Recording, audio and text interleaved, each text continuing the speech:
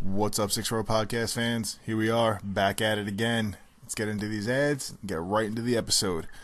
Guys, first up, we got Eric at RCG Mortgage. If you're a first-time home buyer or you've been thinking about refinancing, shoot Eric a call or text at 631-774-1783. He'll get you pre-qualified, answer any questions you have about anything going on. Again, you can contact him at 631-774-1783. And if you're interested in buying a new house or you're refinancing your house or doing some work on your house and you need a land surveyor, hit our boys up at Municipal Land Survey, 631-345-2658. Again, that's 631-345-2658. Municipal Land Survey, handling all your land surveying needs in this great state of New York. Last but not least, we got AS Engineering Services. You could reach them at 631-560-0259 or on the interconnected webs at www.asengineeringservices.com. Guys, they are a full-scale architectural and engineering firm. They will handle everything that you guys need from start to finish, new builds, remodels, commercial, residential, whatever you guys want, they can do it. Okay, guys, this episode we have Chris from Triton Fights joining us. Chris is the matchmaker over at Triton Fights, and we're going to be discussing the process that he goes through a little bit in making these matchups, as well as an in-depth breakdown of the upcoming event tomorrow, Saturday, July 24th, at the Space in Westbury.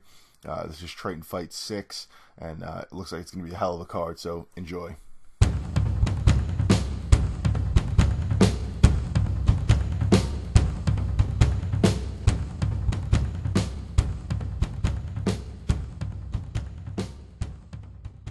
All right, guys, we're live. Let's get into it. 6 Borough Podcast, D-Rock, Yarbs, Eric, and our guest, Chris Machi from Triton Fights. the Triton Fights matchmaker, Let's do it, guys. Be exact. Yes, sir. So, Chris, you fought for Triton. I fought for KTFO. Okay, so, KTFO became Triton. Correct, yes. Right, so you fought, and then now you are the matchmaker. How did that come about? Before we get into the bout, there's an event this Saturday, by the way, that we're going to discuss. But let's hear how this, because I don't even know how it happened. I met you. You fought on the same card as me, actually. Yeah, I remember that. You actually fought my main training partner, Paul Timothy. Oh, really? Yeah. Oh, all right. Yeah, super cool guy, super we humble guy. We had a good scrap too. Yeah, it was a really great fight. I really enjoyed that fight. It's actually pretty, I don't know, a cool story, but so in my fight, I ended up tearing my ACL, MCL, and meniscus. Jeez. Yeah, my meniscus button hooked. My leg was pretty much dangling off my body. It was a pretty bad injury. But as I was sitting there, I couldn't walk for like 3 months.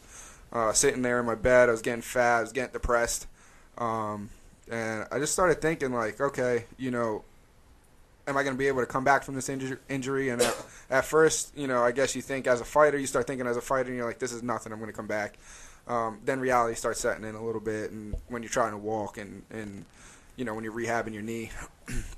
So, as I was sitting there kind of getting depressed or whatever, I realized that Nick Canobio had something out east that I thought had so much potential for growth, and I thought that the closer that we got to New York City, I thought the more we would grow and the faster we would grow if I were to get involved in the company.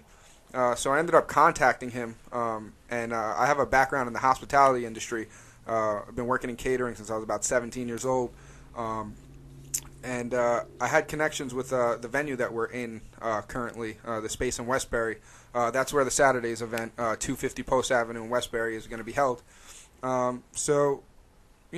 I kind of connected the dots for Nick. I set the meeting up between him and the owner of the venue.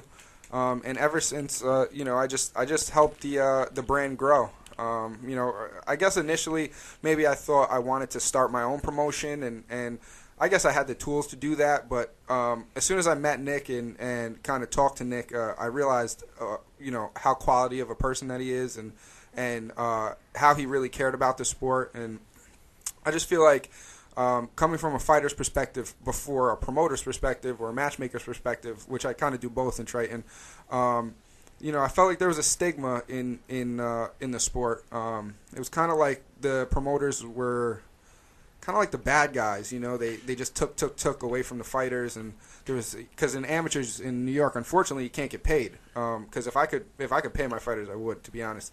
But unfortunately, it's illegal to get paid. So I felt like in the culture there was like this feeling when I would speak to fellow fighters that it was like, promoters aren't your friends. Exactly, like we're not on the same team here. Yeah, I was going to say, like, in any kind of promotion like that, like lower level boxing, even higher level boxing and stuff like that, there's always this stigma that like the promoters are almost like the used car salesman of the world. Like you got to fucking really pay attention to what they're saying and like exactly how they're wording things because they're going to try and screw you over at some point. Yeah, the fight business is a dirty business. Yeah, sure. it absolutely. I've actually been called the used car salesman, so you're not wrong about that. I've actually been called that many times. So coming into amateur MMA in New York, it was always my idea to change the culture. Like I didn't want to just get involved in something to be involved in an MMA promotion. I felt like unifying the culture and making the amateur fighter feel like they were working towards a goal was super important, and it was missing. And I think that we've done that, or we're doing that successfully with Triton. I think that fighters that fight for us feel a part of the grand scheme of things, more so than taken from. They gotta, to use like a new word, they have to finesse their friends to make sales for tickets, and they're not getting a lot of money back. I think you have the perfect audience right now to assess that, right? Because you, myself, and Eric all not only have fought for the promotion and various other ones, and now that you're working for them, both Eric and I are too, and then Chris has gone to, how many of them have you been to? And you went to Triton. Yeah, and you also went to the KTFO, yeah. So you've seen it become what it is now, and I got to agree. I think you guys, I'm actually like jealous I haven't fought in the Triton. That's how good it is. It's like one of the more premier quality events, and even me and Chris talked about it after one of the last ones. We were like, if you didn't know that it was amateur, you would never know. That's our goal. It's better than most of the pro shows that are around right now. I'd say that there's only a handful of professional shows in the Northeast or on the East Coast that I would say have like better production value and treat the fighters better and have like a better venue. But those are all events that are essentially owned by millionaires, or they're owned by giant. Some of them are public companies that are owned. And I was just super impressed when you guys made the shift to the new venue and rebranded as Triton Fights. I said, wow, this is legitimate. This is probably the most legitimate show that I've ever been to outside of a UFC or a Bellator at that 100%. point. In all aspects, not just the night of the show, but I think the way you guys have been promoting the fighters is huge. Prior to that, I mean, how many, especially if you're a younger kid, if you're a 20 to 25-year-old kid who's an amateur working his way up, and you came up watching UFCs and you see the road to the UFCs and the all the shows, you guys are putting out you guys are putting out very similar content that's produced very, very well. If that's not, like you said, a roadmap, or like you feel like you're following in those footsteps right now as an amateur, you're getting that taste of what it's going to be like when you get to the UFC, which is the pinnacle. I mean, that was always our format. Our format was, if we can't give you money, we're going to give you the know-how, and we're going to give you marketing behind you. So, I don't know if a lot of people know what Nick does other than Triton, but he actually works for HBO. So he has a lot of production know-how. Right. And I've also worked in film before too as well. I've filmed music videos and things like that. And that's another thing that, we kind of brought to the table is, we can't pay you, so we're going to make you look like the stars that you're working to be before you're actually there. I think you guys are doing it. And we appreciate that, man. I know, I always say my favorite quote is, I treat every show like fight camp. Like you guys are in fight camp, you guys are sweating, you're bleeding, you're breaking your bones. I'm up every day for hours. I have a 9 to 5. I get home and I'm never off of the computer. I'm never off of my phone. People's psychiatrists. I talk to fighters. There's guys that call me 3 o'clock in the morning. I don't know if I can make weight. There's guys that I've done things for fighters that I wouldn't even say on this on this podcast. Because just out of the kindness of my heart. And I've gotten a lot of that love back from the younger fighters. Do you feel like it's also because they know that you're not just some guy who doesn't understand? You fought before. You understand what's going on. Do you think that they can tell and it helps? Well, I've made it a point to stay active on the mats, and I think that's huge to me. I even I'll go in and spar with guys that I match up, and it's not for any reason other than because I want them to know that at the end of the day, I know what you guys are going through. I'm not some old guy that's just sitting stuffing money in my pockets. You know what I mean? And you're not going to create mismatches off that either. If you know what somebody's capable of, I think they'd feel comfortable knowing that you're not going to just, A-side, B-side people. You understand, you're invested in them, and you can create a good quality matchup. That would be huge. I know if I was dealing with that would be huge for me. Yeah, I mean, I think in the pros, that's not, when you're talking about mismatches in the pros, that can be taken kind of differently. But I think in the amateurs, promoters don't realize that they're responsible for young kids' careers. It's like Michael Jordan, got cut off the high school, basketball team. This is the high school basketball team. This is the D1 league, per se, to get into the professional level. You're responsible for these careers, and I'm not going to name names, but there was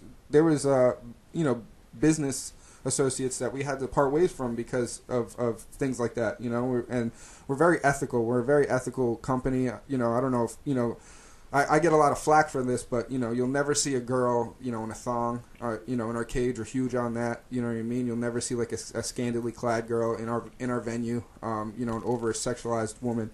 We don't believe in taking the cheap route out. And if it means a slower rise to a better end, for me and my partner, it's worth it. I think that goes a long way. I agree 100% because you're also battling against somewhat of a stigma as well. A lot of like combat sports have that stigma associated to them where it's like, the ring card girls and skull t-shirts. Yeah. Yep, for sure. You guys, and it's the venue is super classy. I mean, the venue itself it looks like an opera hall. It's awesome. Thanks. Yeah, no, I mean, that's, as an amateur promotion, and we hate that word, it's probably my least favorite. It's a professional product, for sure. Yeah. But there's something to be said about using those type of techniques to fill seats. Because, so here's the dynamic here. You're an amateur promotion. You don't necessarily have names, right? Right. So it's like you're relying on fighters following and hoping that fighter has a lot of friends and family that will go and support them. But when you're talking about filling seats, you're talking about really general public. So it's like as a promotion, how do you market to the general public when they don't know these fighters? What is going to make them sit in that seat to watch a fighter that they've never heard of? You know what I mean? So that's why, you see the amateur promotions taking the cheap route out, over-sexualizing women or whatever techniques that they think will fill the seat. Whatever gimmick they could use to get people in. Exactly. And we at Triton, I think our format is create a really, really professional looking product, give the fighters the tools to market themselves, and then let them become a bigger marketing engine. And I probably shouldn't say that on the air because I know somebody's stealing that. But, well, if I can give you a small little feather in your caps, my brother, big MMA fan, he's been doing jiu-jitsu now for about 4 years. He used to come to the fights to see me fight, right? And now he's coming to the Triton events just to watch good fights. That's awesome. He doesn't necessarily, he knows some of the guys, but he came to one just because he wanted to see the fights because he likes MMA, and seeing what Triton's become from when he was coming to watch me when it was still KTFO and MMA Platinum gloves, and seeing it now and evolving and stuff, he's like appreciates it for That's what awesome. it is. So, and then also on the flip side of that, I know Eric and I in the last one invited a couple guys to come that didn't know anybody fighting. They knew us, but they came to the event because they wanted to watch quality fights, and they left like super impressed. And I think that speaks to what you guys are doing. Yeah, and I mean, thank you guys for that, and I appreciate, the props, but also, I mean, you guys here, for, the listeners that don't know, are part of our production team.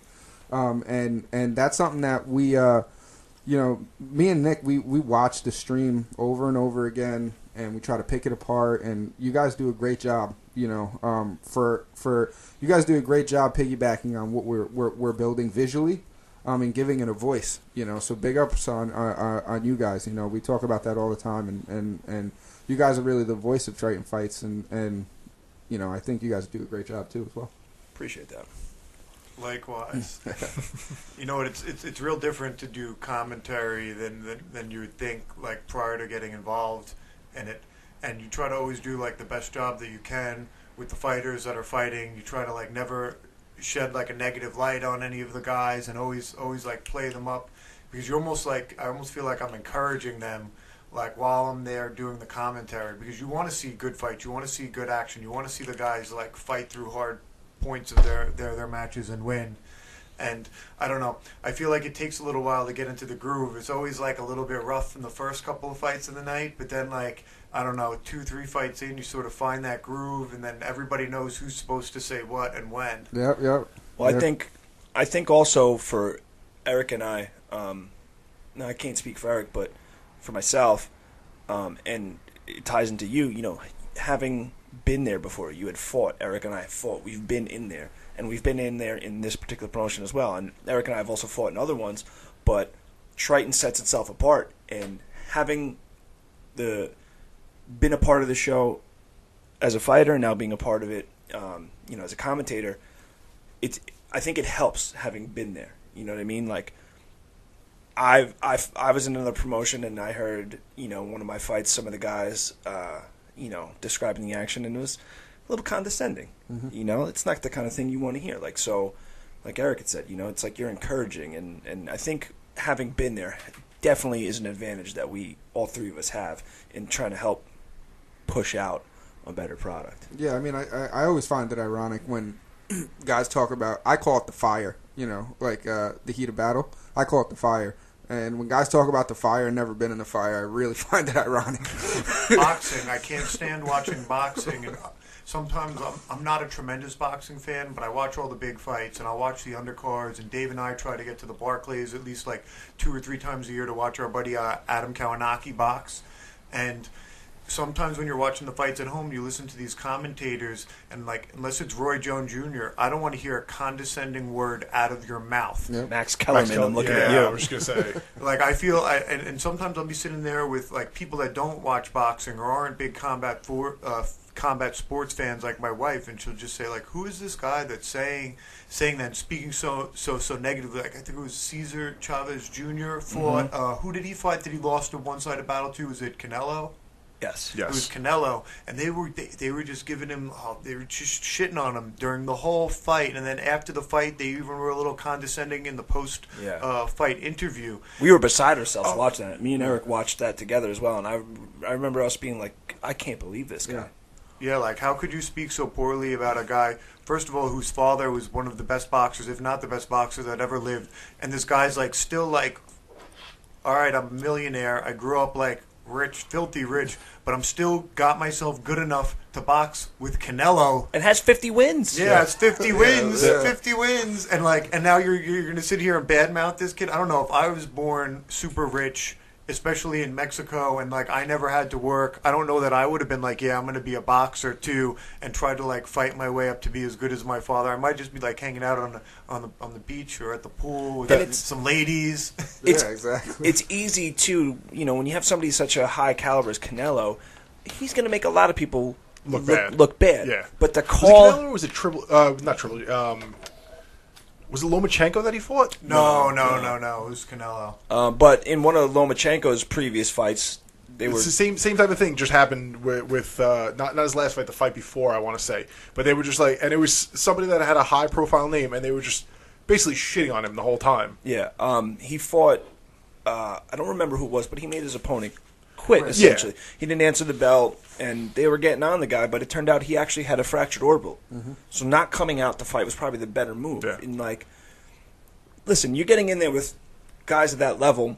There's only one or two other people that might have a competitive fight with them on the entire planet. Right. On the So- entire planet. To call somebody a bum is just, it's just, and like you said, for somebody who's never been in the fire, Max Kellerman, Jim Lampley, and I'm not saying they don't have boxing credentials and they've been around the sport a long time and they don't have valid opinions, but nothing makes me more mad than when people shit talk guys who are getting in there and jeopardizing their health, man. Like, maybe you have an off day. It happens. If you have an off day at your job, okay, maybe you just go back the next day and everything's fine. You have an off day at your job and you're a prize fighter, you might not come out of that the same as you were when you went into it. Might ruin your life. Yeah. Did anyone see Cletus's last fight? Because Yeah. they were not only talking shit about him during the fight, but like Long Island as well. They were like, "Oh, that's not what you're gonna find out on Eastern Long Island." Like, go fuck yourself, dude. Like Some of the best fighters Yeah. in the world on Long Island. Yeah. You know, Think also about the concentration of talent on Long Island. Yeah, it's not it's that insane. long of an island either. Yeah. The concentration of talent in the insane. fighting world is pretty high here. Also, like in MMA commentary, like you get it, you see a guy in like a crucifix or something like that, and they're like screaming like, "Why doesn't he just do this?" It's like Just if get it up. if it was that easy, he'd probably do it. Well, that's why I That drives me appreciate crazy. That's why I appreciate the opportunity that me and Eric have, because we can explain why. How difficult it actually is. Right.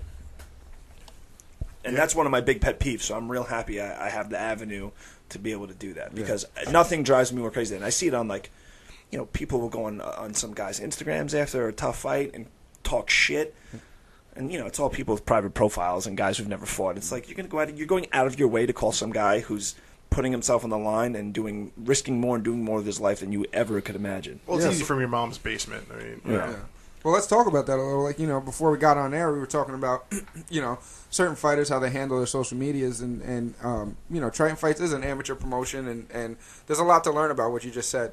So, Nick and I, we both handle the marketing for Triton Fights, and as an amateur, what we've seen as an amateur promotion is we're kind of creating small monsters. Guys are really taking this marketing thing to the next level, which, from a promotional standpoint is a good thing, you know what I mean? But there's a lesson to be learned there for the amateur fighter, and that's how to take that social media feed, because not everyone's used to that. So I see guys, commenting on other guys' pictures, funny things, sending people pictures, sending their opponent pictures, things like that, So that's something that you're going to see in the pros, You're going to see, that guy in his mom's basement, as you put it, give his opinion to you. And you're going to have to deal with that. How are you going to have to deal with that? Is it going to hold weight in your mind? Do you care, and what matters and what doesn't? You can't think about it. Yeah. It's like the only way. I mean, you can't think about what other people think. I mean, because I don't know. At the end of the day, they're not doing me any favors. So, like, I actually try to stay away from social media. Like, I'll post my stuff, but I won't read any of the comments. I'll never look at the posts again. Like, I start like probably a month out. And it's not worth the brain power to read, even if they're all positive. Like, I'm sorry if you write me positive stuff, like, oh, can't wait for you to get in there, but I don't look at any of it just because I feel like it takes up unnecessary space in my head. But after the fights, I go back and I read it all. And that's when he makes his list. Yeah, that's when I make my list. Well, made my list. What's real funny is on one of my posts that I put up on Instagram, I ended up not actually like going back and looking at the comments till about a month after the actual fight, and the dude that I had fought actually had commented before the fight, "Yo, this motherfucker don't even know," with like ... at the end, and I was like thinking like, yeah, I knocked that dude out real quick. So I guess Turns out I knew. Turns out I guess I did know, but I didn't even know that I knew. But I'm wondering, oh, is he going to leave that up there forever? Like, if that was me, I might go back and delete my comment. Or your profile. Yeah. Well, if you're concussed, you might not remember to go do that. Yeah. Just quit. I'm pretty bad at that too, and actually, Steve, our research guy over there, was just breaking my balls about it. Even now to this day, talking about how I would sometimes fight and not even mention it to people. It's crazy. We had a great, back to what you were saying earlier.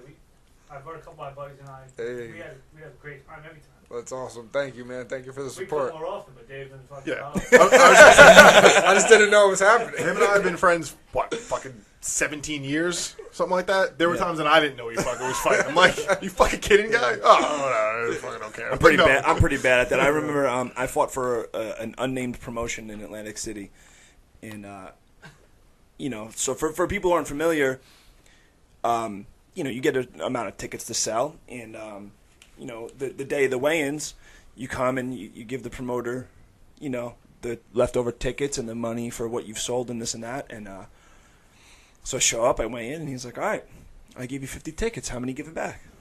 50 tickets.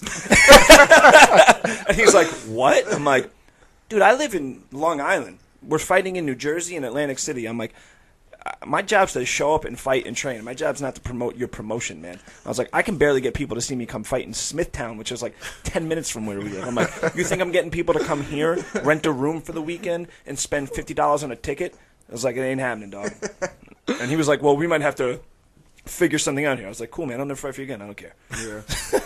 Yeah, man. I mean, I see it from both sides. Like, coming like as you said, from a fighter. I mean, I see it from both sides. One thing I will say is, and it sucks because it's a business. You know what I mean? Because some of the greatest fighters in the world, if you don't sell tickets, you don't put asses in the seat, you're probably not gonna get booked as much. Yeah. And when you're thinking about title fights and stuff like that, I mean, it's.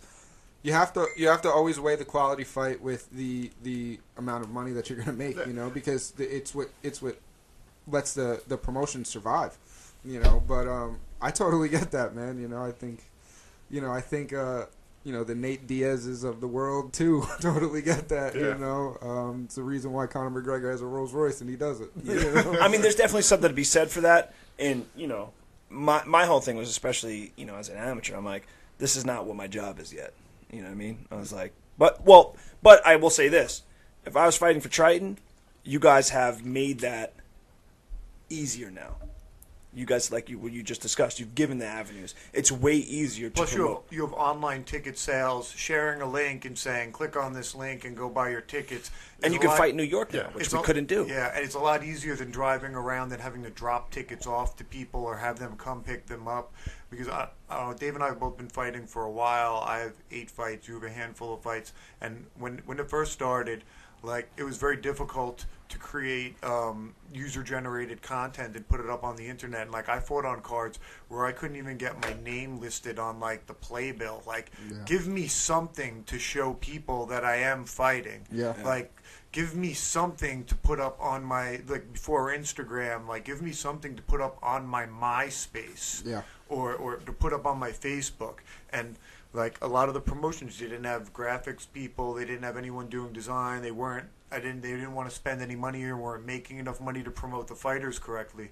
But you guys are really giving the fighters the tools. You're making the little highlight reels. You're doing the behind the scenes training footage of them, and every little 1-minute clip that you guys make and put together, or any little highlight reel, is something that they can share and maybe get their friends and family excited. Oh yeah, look, little Jimmy, he knocked that guy out last time. He's doing pretty good. Yeah, let's go support him and let's go watch. Where if it's just him saying hey guys, I'm fighting on February 24th, it's really not.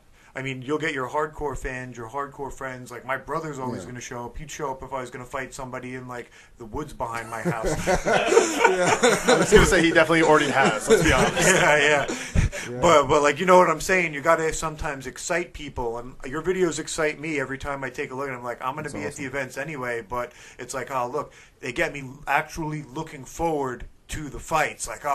These two guys, and a lot of times guys fight, then they don't fight for 2 or 3 events, and maybe you drop the name from your short-term memory, but then you're oh yeah, I remember that guy, he was a real killer. Oh, he's fighting this other guy's really good at knocking everybody out. This is going to be a real exciting fight. Yeah, I think that ties back to changing the culture, and that's the root of what we do is we just wanted to change the culture and like you said, be able to give them the tools to market themselves. You know what I mean? Because it's always too long. It's been a take, and when you're driving around spending your gas money, you know, I'm sure when you first started, Eric, and you know you're driving around trying to sell these tickets to your friend, you're actually taking losses. You're taking financial losses. It's a taking bad time investment. out of your training too. Yeah. I mean, when we first started fighting, you couldn't fight in New York. You know what I'm saying? Like you had to fight in New Jersey. And what's cool, man, especially I think it's even cooler now.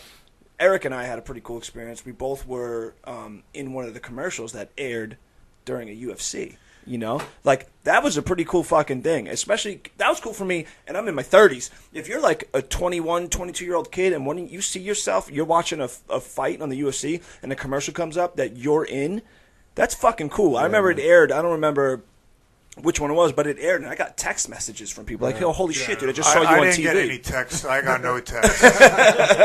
Yeah, no, I've had similar happen. I was in the Strike Force is one of our sponsors, and I was in that commercial, you know, doing the tutorial for the airsoft field, and my phone blew up, and I was like, I didn't even know I was on TV. You know what I mean? So that was it was pretty. But cool. how many other amateur fighters can say that? Yeah, no, it's you know it's definitely humbling, man, and also you know what's really humbling is when I see other promotions kind of trying to emulate what we're doing, and it's like I don't have a problem with that because at the end of the day, whatever fighters are fighting on that promotion, they're getting what they deserve, you know, and that's what I've always brought to the table. Like, just give back to the fighters, man. You know, Nick or me has never been the type of promoter to just stuff cash in our pockets and run away. You know what I mean? It's always been put back in, and help this thing grow, help the culture grow. That's what we've seen just from like the early days in the Platinum Gloves, then to KTFO, and now to Triton Fights. You're definitely reinvesting because every couple of years the venue gets better. Every couple of years the camera angles, the production, the entrances, everything gets a little bit better. It's like every 2 years you're almost at like a new show. Well, That's the plan. This coming show that we're about to get into and break down has a new wrinkle in it as well. It's going to be the first one that's live, right? Yep. We're streaming live on Pluto TV. It is a free app. Pluto TV. You can download it from any Play Store. You go to the Fight channel, the on-demand section, and you will see our Triton icon. And you can stream it free. We had another media partner. We decided to split ways and go with Pluto. We felt more backed by Pluto. And, you know, we're giving our content away for free. So, you know, fighters that are listening, please, if your family, friends, if they live in another state, if they live in another country, if they just can't make it, it's free. The content is free, you know, so they can see you. They can see you compete, you know, in the stage and on the big screen at home. Exactly, on the big screen at home. And that app is real easy to download too. I'm like one of those people that people are like, oh, download this app, download this program. I'm like, oh, fuck this. Like, that's like who I'm like. What do I have to do? Put a credit card in? Oh, hell, what do I have to do? Give you like my social. my social security number, my ETN number. What I gotta get? What I gotta give? You're gonna measure my body parts? Yeah.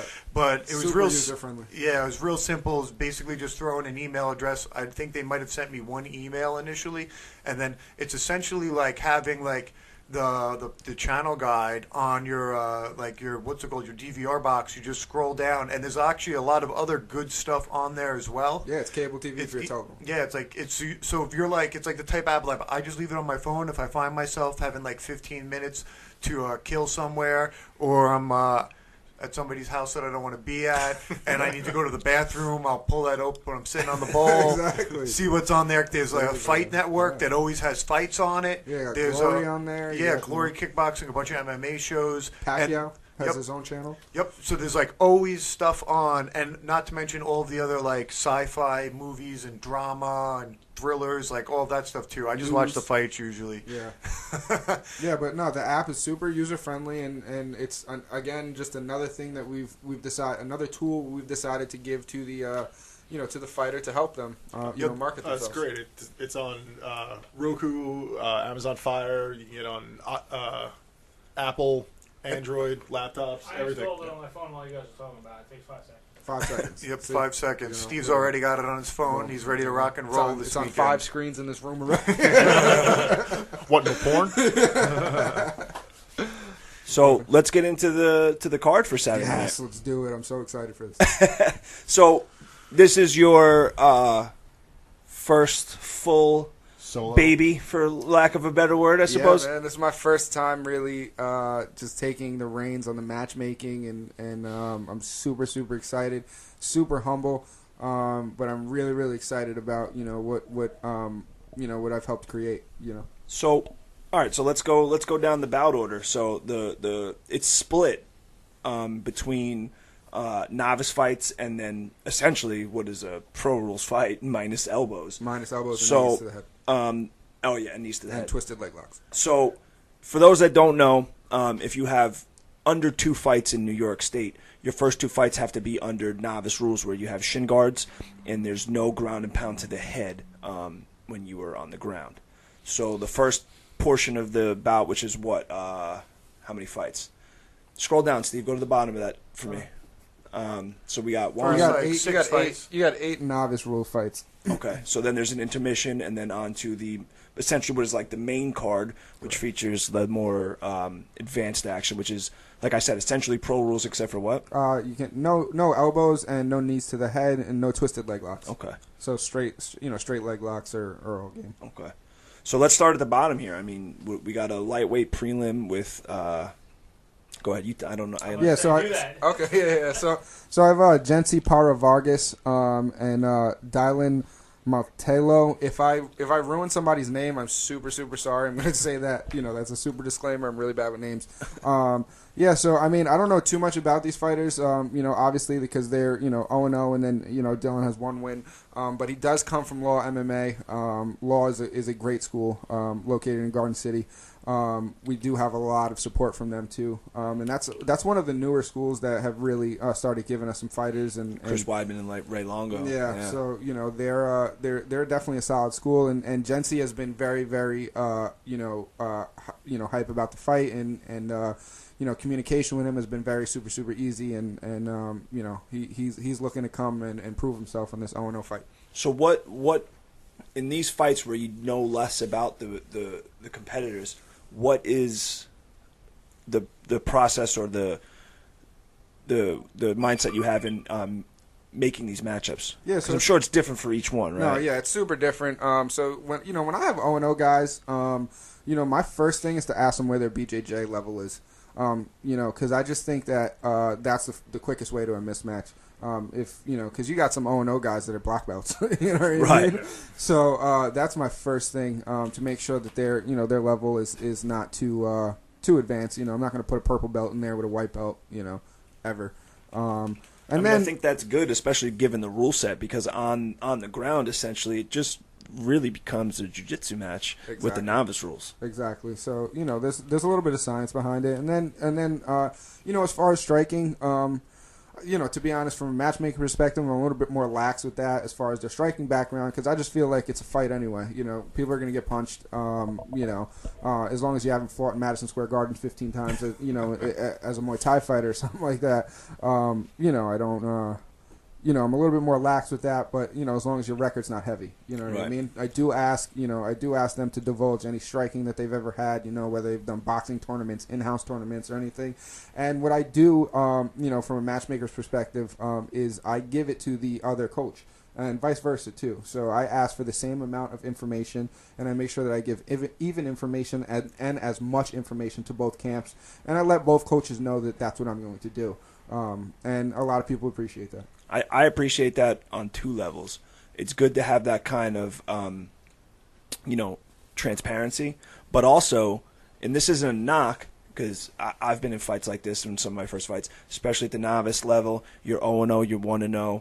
Most fights start on the feet, but end up one exchange right into a clinch, where the striking sometimes gets negated, because when you have a little bit less experience, it's harder to judge distance-wise, or sometimes the adrenaline takes over. And Sorry about that. that's all right. But I'm not gonna lie, it was a questionable ringtone. Super facts. That's a girlfriend ringtone, isn't it? Yeah. That's where are you? Your dinner's ready. But I think your formula makes a lot of sense for that. So all right. So these guys are the first fight of the night. Next fight up is Joey Rios. I know him from Long Island MMA versus Niaz Ahmad. We got 0-0 versus 0-3. Yeah, I mean, so Niaz has been working with Danny Maldonado out in Supreme Boxing. He, from Danny's reconnaissance and what I know about Niaz, he is a fighter that stepped in the cage too early.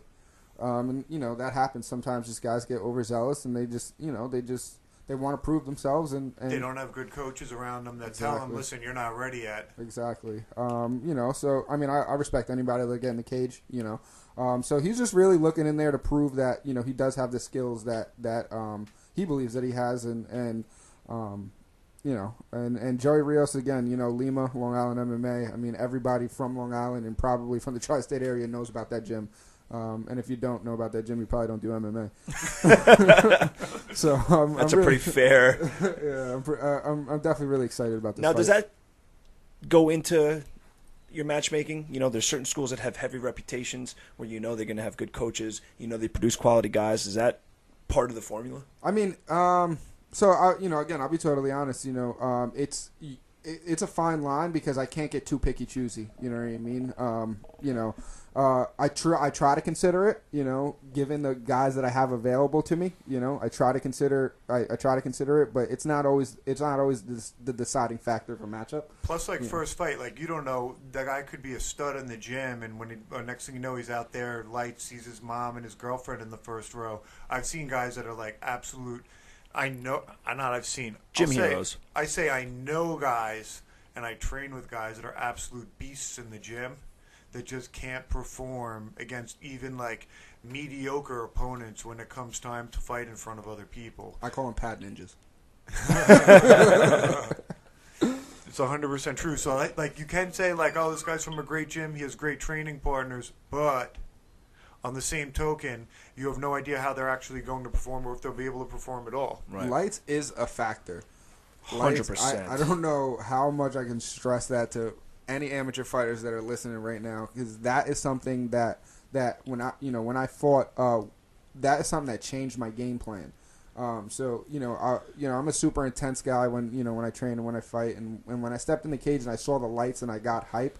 I think I got overly hyped, you know what I mean? And I feel like a lot of amateur fighters are going to go through that. Lights are, especially on this venue now, because this venue is as close to professionals Madison as Square, it gets. Yeah, absolutely. One of my very first MMA fight, which wasn't my first fight, but was my first MMA fight. I fought in Atlantic City, and they streamed it on Go Fight Live, and I remember getting in there, and the camera's in my face, and I'm like, holy shit. This is my first fight. This is real. Yeah. There's a camera in my face. Now, funny story, and I'll tell this quickly. I make my walk. I get in the cage, and one of those big lights, the big movie lights, exploded as I got into the cage. So there's a 20-minute delay while they're cleaning this shit up and tending to people who got cut and all this stuff. How's that for killing your vibe? Dude, I'm pacing around in the cage with a camera in my face I don't need this kind of fucking anxiety right now. I gotta fight somebody. Adrenaline dump times 500. And I'm cooling off, because I lost my sweat now. I'm am I gonna fight? Is this gonna happen? And then there's a fucking camera in my face. I'm Jesus Christ. Calling for jump ropes. Yeah, it's a real thing, man. The lights and the cameras and all that shit.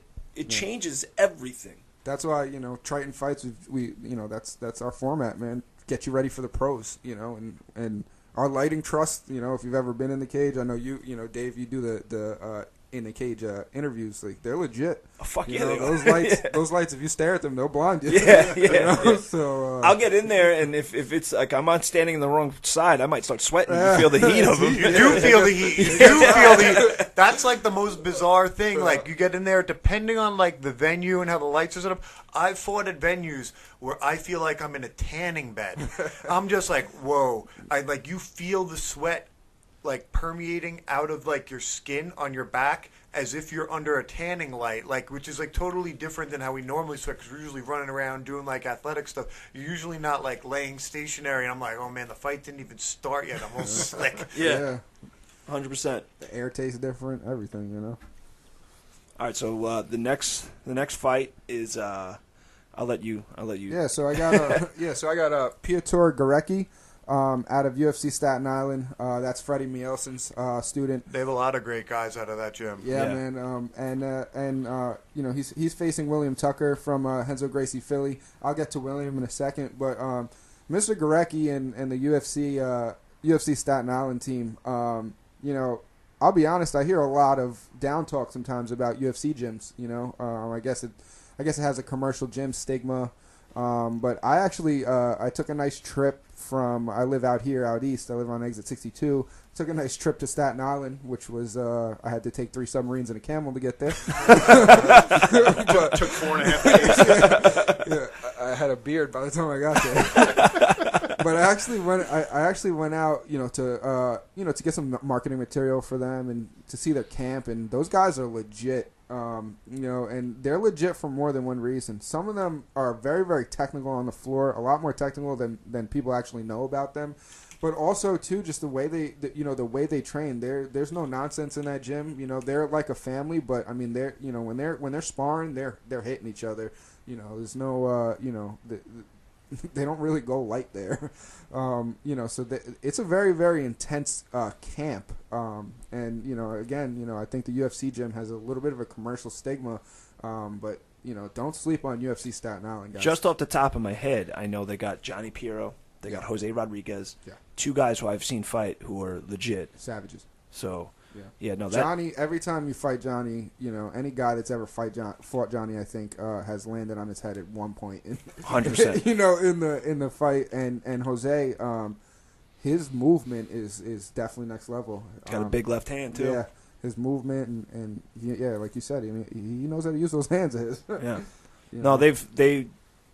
their reputation is there for a reason. They've produced, and you see their guys consistently on almost every Triton card come in and perform. You know, and I mean, I remember the last event for Jose. The whole section behind us was there for him. No, he had a whole section that was there just for him. Jose Rodriguez is the Prince of Staten Island. I'm telling you that right now. You know, and then William Tucker, we got him. You know, we got Gorecki versus William Tucker out of Renzo Gracie Philly. Don't know. You know, I don't know a lot about Mr. William Tucker. I know he's actually only been training for less than 2 years. Spoke to his coach about that, and you know, but Renzo Gracie Philly, again, it's like one of those gyms. Renzo Gracie in general, you know, it's just one of those gyms that you know that if they're training there and they're under legitimate coaches, that they're going to be a force to be reckoned with. You know, and if they're being allowed to fight, they're ready to fight. You know, so that was a factor going into this matchmaking. And definitely shout out Daniel Gracie. Super, super cool guy, really, really humble guy. I actually got to meet him, and he's the one that actually connected me with Renzo Gracie Philly. He's actually the owner over there, and he has a really good MMA program coming out of Renzo Gracie Philly. And, you know, shout out to that guy. He's showed me so much support, and being new to this matchmaking game and new to the promotion side of MMA, you know, I've gotten a lot of support. And you know, and I really appreciate it from you know, when you're talking Daniel Gracie. I used to watch my TV when I was a kid, Right. You know, so you know, doing shots at the after party with that guy was definitely a scratch off the bucket list. You know, Right on. So then the next one, another lightweight fight. yeah, we have a lightweight prelim. We have Bobby Casal versus Hamid Castro. I actually booked this fight on the last card. Bobby ended up getting sick actually, and we had to get a last minute replacement. You know, and somebody stepped up for him. But you know, Bobby's looking to you know, avenge his 1-0 record. You know, he's super, super excited about this fight. You know, and Hamid is also coming off of a loss. It was a I don't want to call it. It wasn't a questionable loss. He got caught. You know, guys get caught. You know, but He was doing well up until then. I remember he was Exactly. attacking with a lot of guillotines. Had a lot of guillotine attacks actually, like multiple per round. Was sort of controlling the position game on the ground with that as well. He was very aggressive with his jiu-jitsu and submission attempts. Very, very aggressive. yeah, I mean, Hamid's again. He's out of Renzo Gracie, New York City, and you know those guys. Once they get on the mat, you know they're gonna look for the finish. Yeah. Yep. That's I'm excited to see that just because with the last card, and also we trained with Bobby as well. So knowing the backstory makes me even more excited to see, like, okay, now we get to see what happens. Like, Yeah. the to be continued, and, Yeah. I'm excited for that. Plus that loss, I thought, like, I was pretty certain that he won 2 of those 3 rounds. It was a split decision loss, and I was pretty confident that he had won that decision after watching the fight. But Oh, you mean Bobby's first fight? Bobby's first fight. I agree. So I had thought he had won. Like, I didn't even remember that he had lost. I remember you and I talking. I'm like, no, he won his last fight. And you're like, no, we thought he won. Like, Yeah, that's how much I thought he won. Yeah, the judges saw otherwise. Yeah. So up to the next fight. The next fight, the featherweight prelim. We have Manny Vera versus Al Pringle. So Al was actually the last-minute replacement who fought Hamid. Al is actually the gentleman that pacified Hamid in the last in the last card. He was real game. I remember he came out. He was actually like real tired. I don't know if that finished in the second round or third Second round. Second I round. remember he was like very, very tired, and he just landed a big shot, and I was like, damn, that guy's So- got that power. Yep. Let me give you the real backstory behind this that people might not know. I'm going to give you an exclusive here. Yes. Al Pringle comes from Philly with no corner. His corner totally ditched him. He ended up leaving the gym. He ended up leaving that gym and started training somewhere else. His corner totally ditched him. Who ended up cornering him was actually Derek Panza. Yep. So, he's going in there, he's scrapping, he sits down, in between rounds, and Derek Panza, genius striker that he is, just goes, just throw the cross. He said it just like that, just throw the cross. Ends up throwing the cross and doing what he had to do. But, I mean, shout out to Al Pringle for That's some making gangster no, shit. yeah, that's making no excuses. He just and did it. How did he do it? He just did it. Yeah, he just went in there and figured it out. Do And- you know what happened with him in his corner? Why his corner would strand him like that? I mean, I didn't. It was really real get, last minute that he took that fight, right? Yeah, it was super. Like 2 days, right? Yeah, I mean, it was like more like 5 when we booked it. But I mean, I don't know really like the full details of the backstory. But I mean, for my corner to kind of ditch me, I wouldn't be happy. No. Well, but shout out to him for not making the excuses. That guy's game. Whatever the case is, you can't question that guy. He's game. The only other person that I think I've ever booked that was more game was Jada Alicia. She was out of Animal MMA in Orlando, Florida. This woman came with a toddler. She came with a toddler Damn. to fight Triton Fights. She took a flight running from a hurricane, took the flight, fought with her toddler on the side of the cage. Levi, shout out to Levi. I love that little kid. That's awesome. But like, I mean, the kid like lives in the. He's definitely going to be the next child prodigy. He lives in the gym. But yeah, like shout out to that fighter too. So yeah, and then Manny Vera. I'm super excited, and I think that Manny Vera, as far as the 145ers are concerned, without heavy records, he's one of the fighters that I see with the most potential. If you watch like his last fight, just his movement, his know-how, his confidence, in that, that's coming off of his first MMA fight ever. I'm super excited to see the progression of his career, and I think that if he stays on the path that he's on, because he lives MMA. I always say there's 2 different types of fighters. They're the guys that play MMA and the guys that live MMA, and he lives it. I'm super excited to see, where his career is going to take off, because I think that this is this is a stepping stone to his potential. So the next lightweight prelim. Yeah, so we have Chris. I'm sorry for this, Chris. Gariglia. Gariglia. Yeah, Chris Gariglia. Versus Isa DePalge. So Chris had a war with Kobe Bryce from No Limits in the last card. I was super, super excited about that fight. I mean, you had the coaches screaming, you had the crowd screaming. It was really a great fight. That was an action fight. It was an action-packed fight, trading. Back and forth. And Isa again. I mean, he's an 0-0 guy. He is from Henzo Gracie, Philly, and he's Williams Tucker's training partner as well. So I'm excited to see this fight. I know Chris is coming with fire. That's all he's got. Yeah, showing from his last fight. That kid is very game, man. He has a different type of toughness, and I'm not like saying that the way most people will say, "Oh, that guy's a different type of tough." He literally is a different type of tough. Eric and I obviously train with a lot of these guys at Long Island MMA, so I can co-sign on that. Chris is tough, man, and you're right. It is a very different kind of tough. I'm not going to describe the kind of tough it is, but it's different. It's almost like too tough for your own good, maybe. You know? That's a fair label. I have that discussion with him sometimes in the gym when I tell him, all right, no, it's time for you to not train anymore today, Chris. It's time for you to go home and rest. We've had some training sessions, and he'll tell me afterwards, he's like, man, that was close. I told myself, well, Chris, I guess this is where you're going to die. I'm like, all right, man. I believe you. Yeah, so the next one on our undercard is Zulan, and again, I'm sorry if I butcher your name, Kazanov.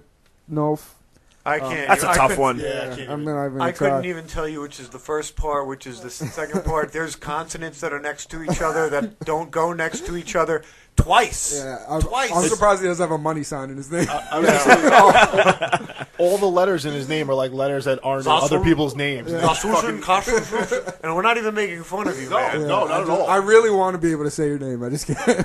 We're going to have to learn, Dave. We're going to have to learn by Yeah. Saturday. We're going to have to ask him beforehand. Yeah, but he's going against Charlie Campbell out of Law MMA. 2-0-0 guys, so... Yeah, 2-0-0 guys. Charlie Campbell is a huge fan favorite. There's a lot of hype behind him coming to fight. And Zulan is very, very game. He probably calls me when I was saying like I talk to guys at 3:00 in the morning. He's one of them. Yeah. So he probably calls me like once every 2 weeks for the last like month, asking me if his opponent pulled out because he wants to make sure that the kid will fight. It was hard to actually get him a fight. He has a combat sambo background. Okay. And he's like Googleable. And, yeah. So once that popped up, it was a little bit hard for to get him a fight. Mr. Campbell from Law MMA was game. His coaches were game, and What's I'm the really background on excited. Charlie that he's got a lot of hype coming out of him? What's the story? I think he's like a captain of a football team. Something like that. Head of some type of sports team. super athlete. Yeah. Super athlete in his school. So there's a lot of hype around that fight, and I'm really, really excited about that. Class 1 MMA, which is Zulan. Where is that located? That's Brooklyn. Okay. Yeah, Class 1's in Brooklyn. You got some good fighters. Oh, I know. that That's actually right outside Barclays. Yeah. We've walked gone by past that. Yes. I've been there before. Okay. Yeah, you got Interesting. you got names like Clint Patterson trains there. You I've remember seen, Clint with the mustache? And Yes. the Ninja Very Turtles? slick jiu-jitsu, that Yeah. guy. He's impressive. Super Great crafty. mustache. Gabby Triple G Golfin, I know, trains over there. She's a super scrappy chick. A lot of pros train over there. So that's definitely a legitimate, non-Henzo Gracie affiliate gym, Lima gym, non-Law MMA gym. So it's definitely, I'd say the Brooklyn version of like one of these well-known gyms on Long Island. Okay. That's a very good comparison. I understand that. and that's kind of why you see that matchup happening, too. That's a good job. Yeah.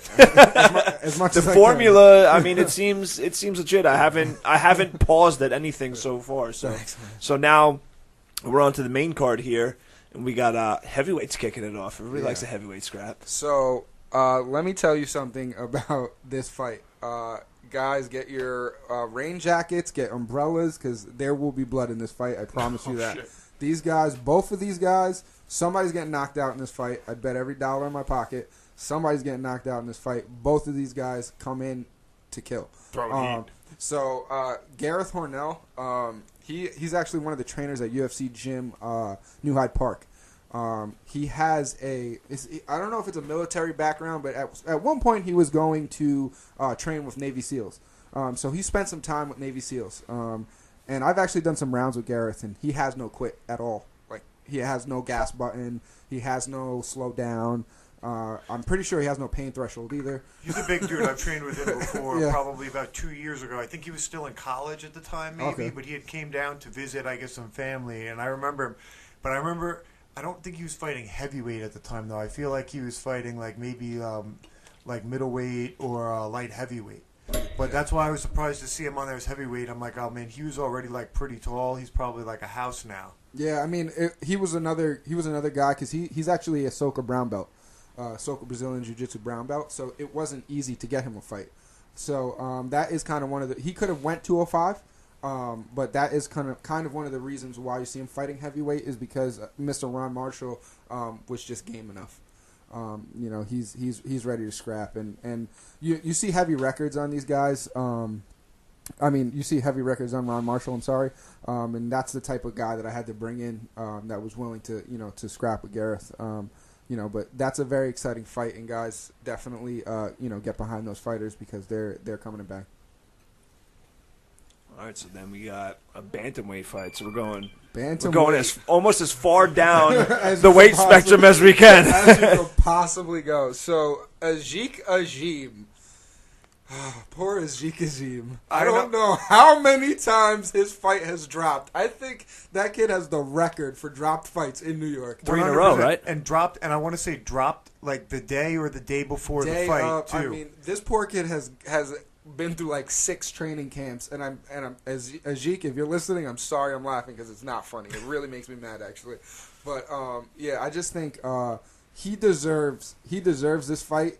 He has worked so hard to get this fight, and ironically, he's stayed super loyal to our brand, and and these the dropouts are obviously not things that we can control. He had an opponent get arrested on the way home from the weigh-in. Yep. Like I was fighting on that card, and we both went there and weighed in. Went out afterwards. The next day, I show up to the venue. I'm like, "Where's the Sheik?" They're like, "His opponent pulled out." I'm like, "What do you mean?" Well, he didn't pull out because he's just in jail. And I'm like, wait. I saw his opponent yesterday at the weigh-in. They're like, "Yeah, well, apparently he was driving without a license. So his license was revoked, and he got pulled over on the way home from the weigh-in, and now he's in jail." This is a real story. I remember because I was cornering Eric for that fight, and I must have missed the initial part of that, and I came in the back, and they told me about it. I was like, "All right, bro, what really happened?" And they're like, No, that's what happened. I'm like, all right, man, I'm not dumb. And then the Sheik was like, no, that's what happened. I was like, holy shit. Like, I thought they were fucking with me. We were not. That sounds like something only someone can make up. Yeah, like I didn't really believe it. Come on now. No, but I'm really excited that this fight is going to go off. I've probably checked with his opponent about 37 times on his weight. So his opponent is Richard Pabon. Yeah, he's been around for a while. Yeah. Richard Pabon. He's a real solid dude, real game, really super scrappy. good movement. Yeah, real scrappy, tough all around. Look, he's got 11 MMA fights. I mean, he's definitely up there with the experience. He's also in like super shape too. He's like one of those fighters that are in like really good physical shape. I've never seen him not in good shape ever in my entire life, and he never gets tired. He's like one of those guys that never gets tired, always fights to the end. Yeah. The only guys that have really beat him, I've seen maybe crazy wrestlers that hold him down, that type of guy. Yeah. So and Ajik is legit too. I mean, you guys know him. Ajik is a legit fighter. He works harder than gym. Yeah. He lives at the gym. Yeah, he lives at the gym every day. He gets to the gym at around 9:30, and he doesn't leave till around 8 or 9 at night. Tell him about what you told me actually recently this week. That was something that I found pretty incredible. So, before he even started fighting. Oh, well, there's a couple of things. He comes to train with us at Long Island MMA. He comes from Jamaica, Queens. So every single day he drives from Jamaica, Queens to Farmingdale, out in border of Nassau and Suffolk County, to train with us. That's a fucking hike. Yes. It's definitely a hike because he probably drives past a half dozen gyms along the way. And when he first began to train, people always come to the gym and they're like, "Oh, I want to be a fighter," and you sort of roll. I don't roll my eyes at them publicly, but in your head you roll your eyes. You don't know what you're getting yourself into. You don't know what you're doing. And they're like, "Oh, I got it," but he didn't even say that. Super quiet, super humble guy. So I remember saying "Oh, what's his deal?" Because he was always at the gym, and there's one of two things. If you're always at the gym, you're either a kid that wants to be is obsessed and wants to be an MMA fighter, or you're that weirdo guy that just comes to the gym to hang around everybody all the time and never leaves. Yeah. Like me. Yeah, like Dave. So I'm like, "Oh, what's that guy's deal?" And they're like, "Oh, he wants to be an MMA fighter." And I'm just gave the little eye roll to the guy that I was having a conversation with about it. And they knew him a little better, and they're like, "No, he's going to be real good. He moves around real well." And he's real committed, and I'm like, I've seen guys be committed for 6 months, a year and a half, and then they disappear. They're like, no, he wrestled in high school and never wanted to wrestle. He just wanted to do MMA, so he wrestled for I guess 3 or 4 years throughout high school, Just to get the base. just so that he would be able to transition his wrestling into MMA, because he'd always heard during the UFC commentary Joe Rogan and the other announcers say that the wrestler controls the pace. The wrestling is the best pace to have for MMA. So as a teenager, he decided that he was going to wrestle not to be good at wrestling, but just so that he'd have those skills to transition to MMA down the road. And now you're seeing guys like that. You're seeing guys coming out of middle school already with I'm going to be an MMA fighter in their brain, versus maybe when some of you guys started, it was I wrestled in high school, I wrestled in college, now what? You know what I mean? So the culture and the sport itself has changed in that way, just from a mechanics perspective. And also, like, striking, too, I've noticed is evolving immensely with, like, with Bang Muay Thai and how they're moving, and you see, like, TJ Dillashaw, you see names like that moving their feet, switching their stances, cutting different angles, and striking from different ways, kicking from different ways. So I think the sport is definitely evolving. 100%. 100%. For sure. The next fight I have is a ISKA lightweight title. I have Bert Forney 4-4 against another one of Freddie Nielsen's UFC gym, Staten Island gyms, Jose Rodriguez 3-1. I'm super excited for this fight. I think that Jose deserves a title fight. That kid will take a fight with anybody. For that reason, and he wins a lot too. So, and he also brings a crowd too. So, He brings a big ass crowd. We covered that already. Yeah. So I mean, just for that reason, I decided to give him that. I originally had him lined up with somebody else. He ended up popping a rib, the lower floating rib. So he had to pull out, and Bert took the fight. Bert says it, himself, through speaking with him. He doesn't believe that he deserves the fight, but he's willing to scrap and take the fight, and he thinks that he's going to win the fight. So I respect a guy that is honest with himself, and he said, because he is coming off of a long hiatus from MMA. He hasn't fought since 2016 at some point. But he's ready to go. He's sending me pictures of him cutting weight, and and there's definitely an age difference too. I believe Bert is around 36, Jose is significantly younger. But I think it's going to be a great fight as well. Well, I mean, anybody who's willing to step up and take a fight on short notice like that deserves the respect. I mean, absolutely. So that's a fight I'm looking forward to, because Jose. I don't think it matters who you put in front of Jose. That kid gets after it. Yeah, he's going to figure it out. Jose is a going to figure it out kind of fighter. I was really surprised. I don't know, I was really, because me, when I think about Jose, I think about striking. A lot of the Spanish fighters, they got the hands and stuff, and I think that's from like a boxing base, and culturally. But can we talk about his huge slam the last fight? I mean, he picked the guy up almost over the cage, and I was not expecting that out of Jose at all. But he has Johnny Piero, and he also finished that fight with a submission, and I remember this vividly. I remember saying, like, the kid must have a hell of a squeeze, because he did not appear to be in the proper position to generate the leverage needed. And Eric and I, were like, as we were discussing it, he tapped, and we were all like, he tapped. I remember getting in. I said to Jose, I'm like, you must have a hell of a squeeze, man. Yeah. So it's impressive. I remember he said, once I get it, I'm not letting it go. Once I get it, I'm not letting it go. Yeah. So the next fight, Danny Maldonado. He must have told me 30 times before I got here, make sure you shut me out, bro. So We skipped Jarina's fight. Ryan Jarina. Oh, I'm sorry. I have a different bout sheet than you guys. Sorry. Misprint. All right. So Ryan Jarina versus Noel Irizarry. Interim welterweight title. So what ended up happening was Austin Wolfson unfortunately got injured. I don't think that Austin's the type of kid to pull out for no reason.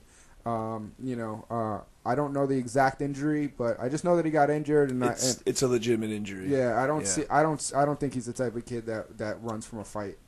Ryan, Eric and I also train with Austin as well, and he's definitely not. And I know it's a very legit injury. Okay, so I mean, it was an injury, and it's unfortunate. And to Austin Wolfson, I want to say, obviously heal up and get better as soon as you can. As far as Austin Wolfson's concerned, I have a lot of respect for that guy. If you were there at the venue or streamed the fight when he won the belt, we have a fan that is like a diehard Triton KTFO Platinum Gloves fan. His name's Zachary Goldshire, and Austin actually brought him into the cage and let him hold the belt, and I think he still actually has the belt at his house. And when I saw that, it made me understand why I do what I do.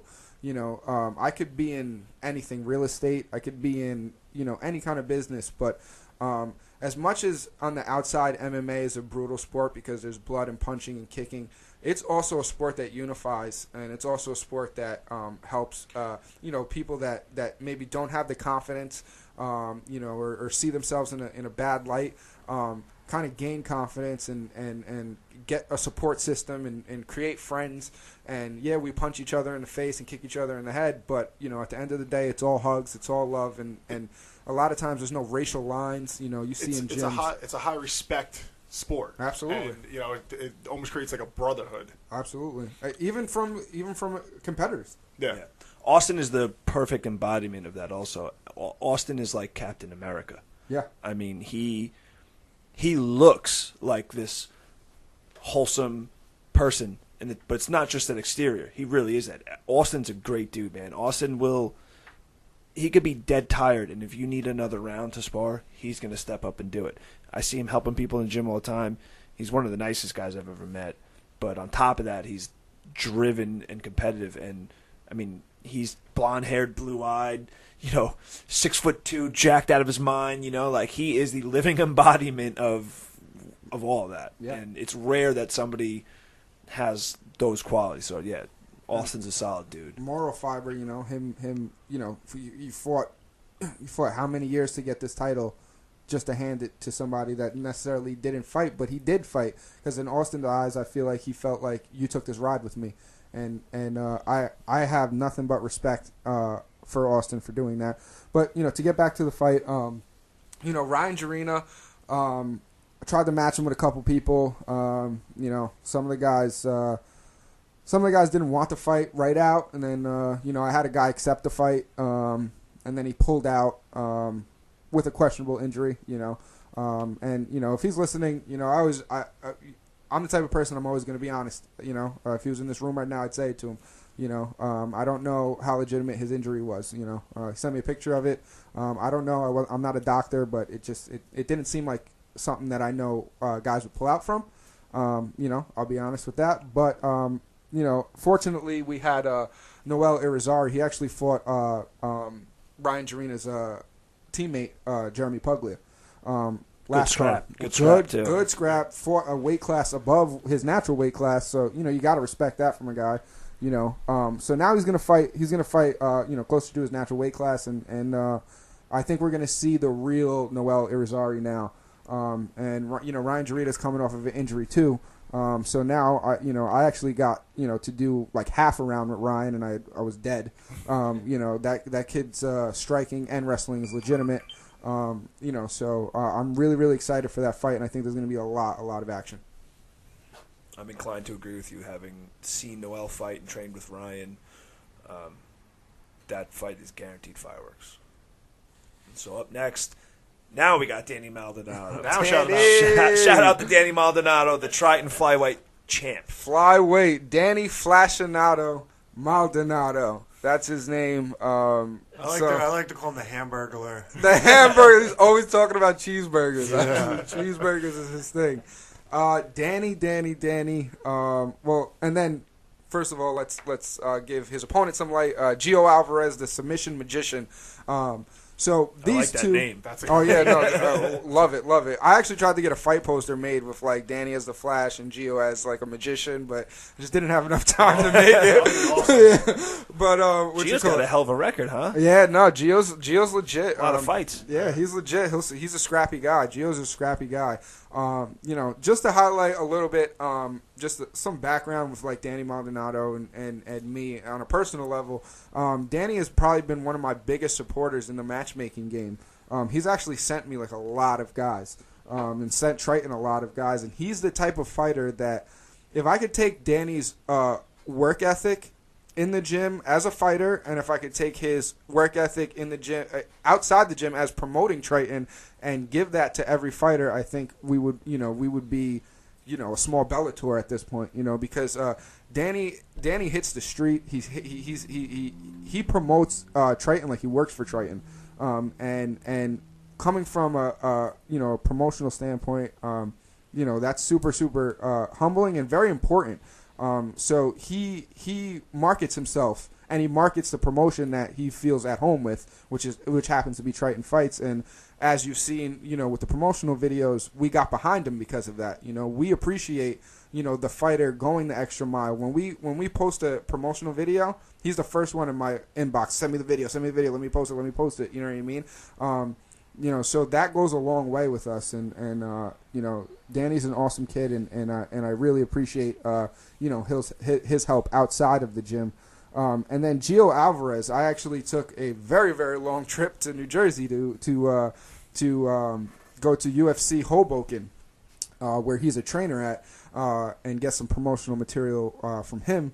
And Gio's ready to go for this fight. I mean, they've been going back and forth on social media. I don't know. There's some bad blood between these two, huh? Yeah, there's some bad blood. They were supposed to fight, and Gio pulled out to fight for another promotion.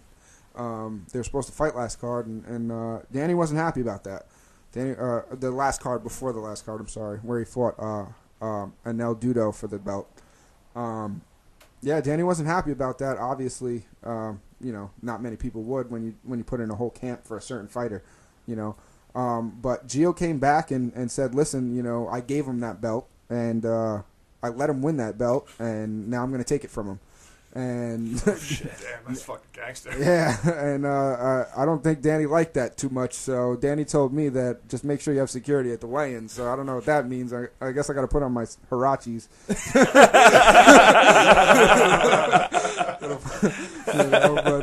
There's some legitimate bad blood there, so when they get in the cage to scrap, I think that you're going to see a different Danny Maldonado. Should I take a helmet into the cage Absolutely. When the fight's over, just in case? Like a baton, a taser, or something. It's going to be legit, man. It's going to be legit. So last fight, Jeremy Puglia versus Marcus Chin. If anybody has watched Jeremy Puglia in that cage, he is the embodiment of like a Viking, like he's a fucking warrior. Yeah, he's just like tear you apart in there. And Marcus Chin comes with a 5-9 record, and that kid is scrappy. Eric Ott probably knows more about both of these fighters than most people ever will. Both of us have trained with Jeremy extensively, but Eric Ott fought Marcus Chin. Yes, I did. He was very tough. He was probably like the most durable person that I've ever fought. So I feel like it's going to be definitely a good fight just because of the style matchup. Like, he's the only guy that I've ever fought that never took a step back in the entire fight. Like, I would punch him and punch him and punch him, and then it would just be like, oh, this guy's still moving forward. What the fuck's going on? It's weird because when you train in the gym, you train like you're setting people up. All right, I hit this guy, I land, I take a half step forward, I kick, I check hook. Like, you have your combinations, but your combinations don't work if the person is just moving forward at you all the time. So it was a very surreal and I don't want to say bizarre, but a very different experience than fighting most fighters when I was in the cage against Marcus Chin. And Jeremy, I've seen all of his fights, and I've trained with him for a handful of his fights. And he's the same type of guy that he's just like a I keep moving forward type guy.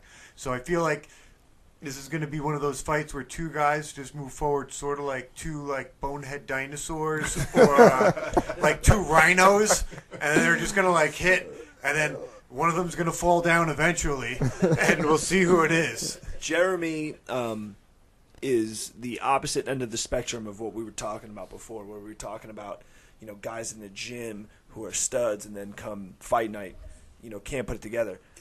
I've trained extensively with Jeremy. I've cornered him a bunch of times, and we fought on the same card years ago in Atlantic City, as teammates and everything, and I helped him get ready for one years ago that I remember being nervous for because I was like, this guy's not putting it together in the gym. But the lights came on, and Jeremy did what he always does. He's a gamer. That guy, no matter what is going on, once those lights turn on, that guy switches over, and he just does it no matter what. And that's pretty rare, I think. He's just, every time when it counts, he's 100%. And it just shows. I mean, look, he's 6-1. He's had some of the best fights from my memory inside of the Triton cage. His fight with Noel, the last fight, was ridiculous. That was a good fight. Back and forth. Him and Vinny had a crazy fight. He's been in some crazy fights. Doriso, man. Yeah, so, that guy is...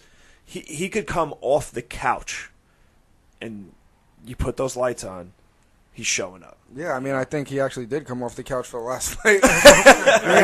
He came off the beach from his honeymoon. I think that actually happened at some point. I remember seeing him and being like, "Yo, Jeremy, you a little fat? Like, what's going on?" Oh, I he's got just married. in a robot. I remember him throwing Diego Machado through the cage pretty much. That slam was insane. Yeah, it was I couldn't even call it a fireman carry. WWF style. Yeah, that was he got mad. Yeah, it wasn't a fireman carry. It was you're no longer on your feet. Get on the ground. I'm tired of this. What do you guys think of his evolution, as a fighter? Because obviously you guys have trained closely with him. I trained with Jeremy from when he first started training when he was a white belt, till his first fight. We trained alongside each other and fought alongside each other, and then I cornered him and I've helped him get ready for a bunch of fights. So seeing his progression has been pretty cool. But I have to say, training with Rick has added a new wrinkle to Jeremy's game. Rick Schaefer, we're talking about Rick Schaefer from No Limits Kickboxing. He's a professional kickboxer. Yeah, training with Rick has really sharpened up those rough edges that Jeremy used to have. He's way more crisp in his stand-up. But not only that, Jeremy, like you guys had said, he's kind of that Viking kind of guy. He's got that just go forward kind of attitude. But Rick has really put a technical shine on Jeremy, and you could see it. You could see him thinking and setting things up. And I think that's a dangerous combination when you have somebody who's just game as fuck, is willing to go in there and get after it, but now they know a few moves. Right, yeah. Right. So it's, and his evolution from each fight. If you look at his first fight, when he came back and fought Pottinger, to Machado, to Vinny, to Noel. The Pottinger fight was like a bully schoolyard fight. Pottinger was actually pushing him around a little bit, and had him up against the fence. And then at one point, you just saw Jeremy was just like, no. He got mad. And got mad. And just he hockeyed him. Yeah, put his forearm in his face, pushed him up against the fence, and just started hitting him with uppercuts and overhands. Yeah. It was legitimately a schoolyard fight where the bully was picking on a kid a little bit too much, and the kid got taking mad. my lunch money. He got tired. Got tired of it and gave it back. I also, one thing I have to say too about Jeremy, and that I was very, very impressed with, after his last fight, he wasn't very pleased with his performance. And he was like, I was going to go pro. He's like, I need one more. Because he wasn't happy with the way he put it together in the cage.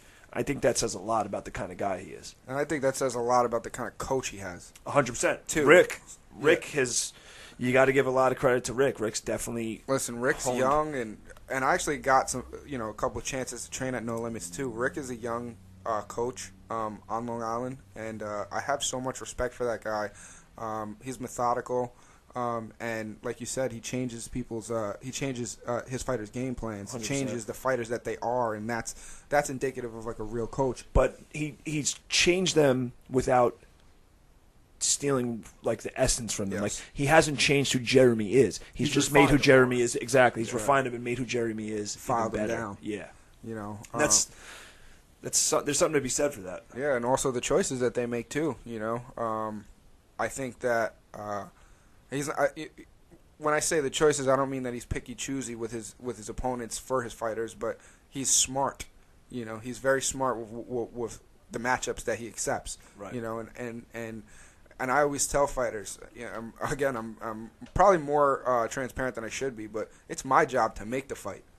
It's your coach's job to protect you. It's not necessarily my job to protect you. It's my job to make the fight. It's true. I do have a moral code that I live by that, maybe other people don't. That's not my business, but I always tell fighters, especially new 0-0 guys, it's my job to make the fight. Listen to your coach, and I think that Rick Schaefer takes care of his fighters, and even Ryan Castro. Shout out Ryan Castro, training at Jackson Wink right now. Yeah. There's coaches that would have not accepted that. You're not going to train at another gym under another flag. There's politics behind that, and the fact that he let something like that happen and really shows that he cares about his fighters more than he cares about his pride. Of his gym, and he's I really invested in their growth. Exactly, and I really respect that. And shout out Ryan Castro. Two division champ, and that kid will get in there with anyone too. And he'll fight at the drop of a hat. Too. Yeah. And shout out also Cody Payne. Unfortunately, I tried to get Cody Payne on this card. It was against Stipe Propiak.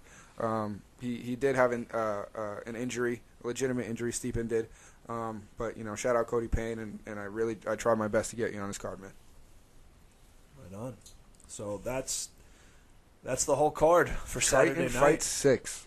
Total of how many fights? We got 13 fights. Not bad. Not bad at all. Some solid fights. Thanks, guys. I'm super excited for the main card, and on the undercard too. I know a handful of the guys just from training with them, or just from local guys that I've seen on the undercards of shows on the island. So, overall, it's going to be a real exciting night Saturday that we have to look forward to. Yep. 250 Post Avenue in Westbury. That's 250 Post Avenue in Westbury, Long Island. It is going to be a night of nonstop MMA action. Professionally produced, commentated by the best commentators in the amateur MMA game, Mr. Dave Delarocca, Mr. Eric Ott over here. So I'm super, super excited. We got our whole team coming, and the lights are going to be hot, and we're ready to go. Where can everyone get tickets, Chris? Yeah, so you can get tickets on www.tritonfights.com. That's TRITON fights.com. You can also follow us on Instagram at Triton Fights. That's Facebook at Triton Fights, Twitter at Triton Fights. My personal social media is TF Matchmaker. That's Triton Fights Matchmaker, TF Matchmaker on Instagram, Chris Machi on Facebook. I always post the promo videos and fights, interviews, things like that. Some really, really solid content on our social media platforms as well. And I want to thank the Six Borough podcast. I want to help you guys grow your reach and make you guys synonymous with Triton Fights, because at the end of the day, you guys help us build what we've built, man. You are the voice of Triton Fights. I appreciate that, and I appreciate being given the opportunity, honestly. I appreciated the first opportunity. I'm even more appreciative of being asked back. So, and don't forget, if you can't make it to 250 Post Avenue in Westbury, Pluto TV. Yeah, all you guys that are fighting, it's so huge. Many times, your aunts, your uncles, your cousins, maybe they're not in town. Maybe they have kids and they just can't get out for the night. The app is free. All you got to do is put in your email address. Free. And then if you don't like it, delete it right afterwards and re-download it the next time you're fighting. You will like it. Let everybody know they can watch it on their smartphones. They can watch it on the toilet bowl. They can do it anywhere. Yeah. Watch it in the car. There's even a cooking channel. You can be on the toilet bowl and see me and Eric Ott dappered out with microphones. Look at that. What a better Saturday night. I can't think of something I'd rather do better. We're going to have shirts and ties, and we're going to be commentating about violence. It doesn't get much better. Yes. Chris, thank you for coming, man. I really appreciate you coming on, and we're gonna have to have you back. Not just for the next card, but I would like to actually sit down and talk to you a little bit more, even more so just about yourself as well. Awesome, man.